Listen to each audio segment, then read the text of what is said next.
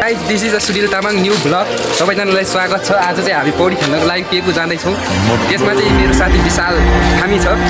अब घर कहाँ भन्दाखेरि चाहिँ दुर्गा जिल्ला बिगु गाउँपालिका सिद्धि खोला सागमा हो। कहाँ पढेको भन्दाखेरि खोपचाको होइन। अब हामी त रमाइलो गर्नुपर्छ लाइफमा होइन। अब यस्तै हो। केटीको पछि चाहिँ लाग्नु हुँदैन, फेरि केटीको साथ छोडिन्छ। यता चाहिँ हाइडो पार भएन अगाडि। अब यता चाहिँ अब यो हाइडो पार भएन। अब आमङथली हाइडो पार परको यत्रो ठुलो यो देख छ नि, त्यो ठुलो घर जस्तो चाहिँ त्यो पानीको ड्याम हो होइन। माथिबाट झारेको है, त्यो चाहिँ झारेको माथिबाट ड्याममै। अब हामी यसै क्रममा दायाँ दायाँ गरेर लाग्नेछौँ होइन। दर्शक दिनहरूले अब यसो भनिदिनु होला होइन। तपाईँले गाडी देख्दैन, गाडीको बारेमा पनि भन्नु पर्यो। यो गाडी चाहिँ अब 4 पाङ्ग्रे हो होइन। यो 6 पाङ्ग्रे हो, ए 6 पाङ्ग्रे गाडी होइन। अनि चलाउनलाई चाहिँ एकदम गाह्रै हुन्छ। त्यही कारण होसियार पुऱ्याएर गर्नुपर्छ। यति नै भन्न चाहन्छु। अब किन भन्दाखेरि अब हामी जाँदैछौँ हाइड्रोमेन पाउडर यो आमङथली यता कम्पनीको ठुल्ठुलो गाडी छ 10 चक्के।